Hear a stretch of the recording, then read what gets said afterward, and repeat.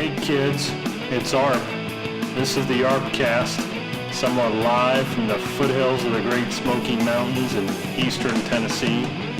Today we talk about different things, weird people, and maybe unicorns and rainbows. We read poetry and short stories too. Most of all, we keep it real. This is the ArpCast, starting now. ArpCast number 68, Friday, March 30, 2018. 2018 Q1 in its final day. Spring is here, I think. It's going to be 30-something in the morning. The weekend fights for daylight. Hope we see some. I think there was some out today. I don't know. I was so caught up in doing the thing today. It was just amazing. More birds are in the yard. See them. They're fighting. They're chasing one another. It's that time.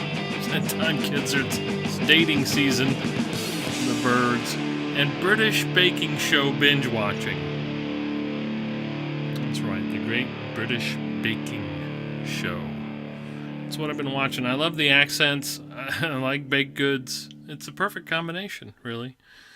It really is. Thank you for your patronage. It's Friday. I appreciate you. I know it's been a long week. It has been a long week. And so glad that you could be here with me this evening, with us, Bob. I'm sorry, Bob. I didn't mean to make you feel. We appreciate any and all mention of the ArpCast. Good and bad. If you're talking about it, that's great. We appreciate it. We appreciate you. It's a war, really, out there. Just constant skirmishes and battles, hopefully for what is right and just and pure. But it's out there. The big war. What is that big war? That ultimate war? That sense of complete accomplishment. With nothing left to do. Why are you the general? Why am I the general? The diplomat and the citizen all in one, having to navigate these incredible nooks and crannies of life. Right? I mean, you've got to fight hard, but you've got to reason with yourself and with others, the diplomat. And yet you're just a citizen. Sometimes you're just a follower. Just in it for the sake of being in it. Living your life with each passing day. And the war outside keeps going on. Philosophy, ancient, Eastern, or otherwise, says we've fallen from grace. As we play all these different roles, I believe, and have learned over the last decade or so, that the ultimate war is to return to grace. And it's not simple. Don't switch it on. That's what I think. Even in so many ways, and I went through a ritual when I was a child. In India, it's called a thread ceremony. It's very similar to a christening or the like here in the Western world. Christianity. It's very similar. And I went through it when I was 10. Probably the wrong age. I know there's some custom about all that. And you go through the ceremony, and there's this thread that goes around you, and you're supposed to wear it, and it signifies a lot of things. And it's sort of, you're there. You've somehow become somehow better because there's just this overnight ritual that happened. Not that it's nonsense, I'm not knocking it, or anything that's similar to it anywhere else.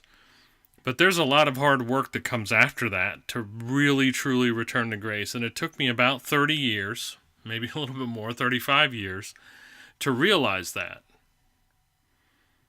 And to begin to appreciate it. And slowly, so slowly, begin the work and the learning and the practice of what it is to return to grace. So as we knock and we scramble and we're tough and we get beaten back in these little skirmishes and we plan and plan again, every battle, this is the ultimate driving force.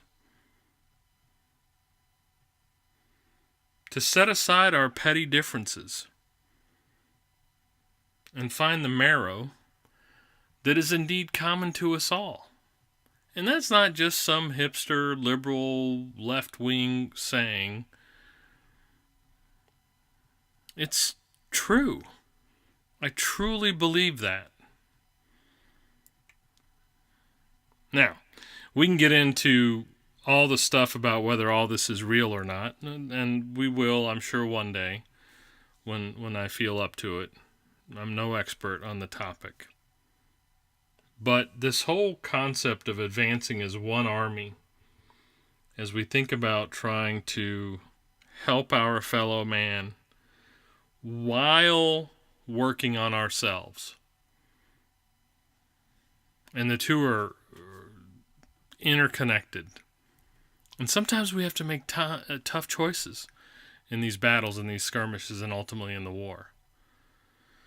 About why we have someone do this or someone do that or ask someone to move in a certain direction. It's tough. It's real tough.